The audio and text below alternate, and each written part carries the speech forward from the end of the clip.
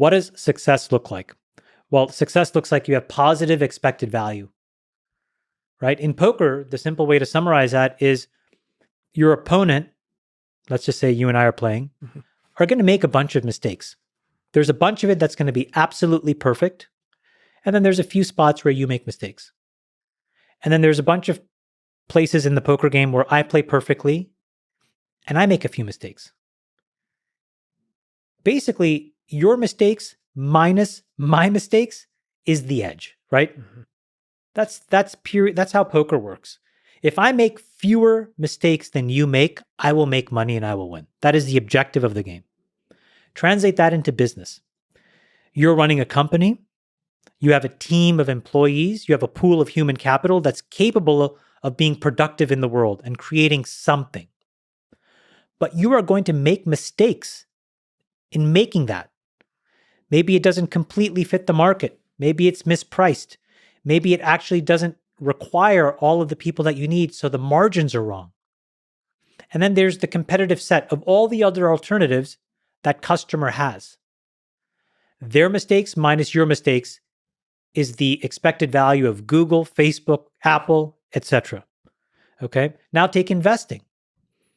Every time you buy something, somebody else on the other side is selling it to you. Is that their mistake? We don't know yet. But their mistakes minus your mistakes is how you make a lot of money over long periods of time as an investor. Somebody sold you Google at $40 a share. You bought it and you kept it. Huge mistake on their part, minimum mistakes on your part. The difference of that is the money that you made. So life can be summarized in many ways in that way. So the question is, what can you do about other people's mistakes? And the answer is nothing. That is somebody else's game. You can try to influence them. You could try to subvert them. Maybe you plant a spy inside of that other person's company to sabotage them. I guess there are things at the edges that you can do. But my firm belief is that life success really boils down to how do you control your mistakes? Now, this is a bit counterintuitive. The way you control your mistakes is by making a lot of mistakes. So taking risks have to. Is somehow you have to. a way to minimize the number of mistakes. Let's just say you want to find love. Yeah. You want to find somebody you're deeply connected with. Yeah.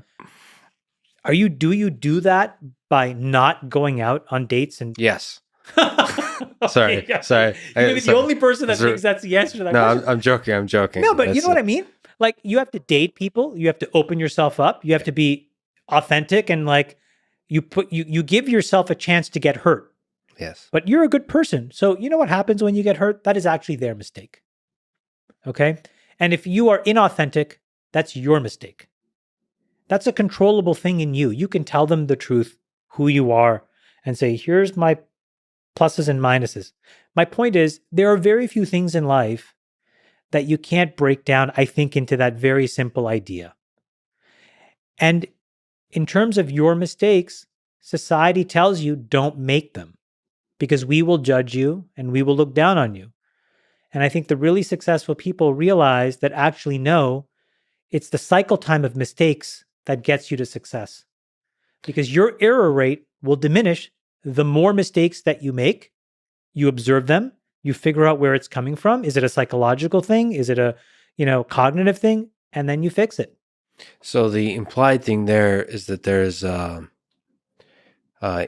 business and investing, in poker, in dating, in life, is that there's this platonic GTO, game theory optimal thing out there. And so when you say mistakes, you're always comparing to that optimal path you could have taken. I think slightly different. I would say mistake is maybe a bad proxy, but it's the best proxy I have for learning. But I'm using the language of what society tells you. Sure, got it. Society tells you that when you try something and it doesn't work, it's a mistake. So I just use that word because it's the word that resonates most with most people. Got it. The real thing that it is learning. Yeah, it's like in neural networks, it's loss. It's a neural network, it's loss, exactly. Yeah, right. So you're using the mistake that is most, the word that is most understandable, especially by the way people experience it. I guess most of life is a sequence of mistakes. The problem is when you use the word mistake and you think about mistakes it actually has the counterproductive effect of you becoming conservative in just being risk averse.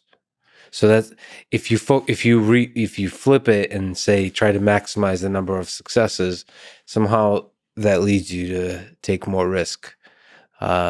Mistake scares people. I think mistakes scare people because society likes these very simplified boundaries of who is winning and who is losing.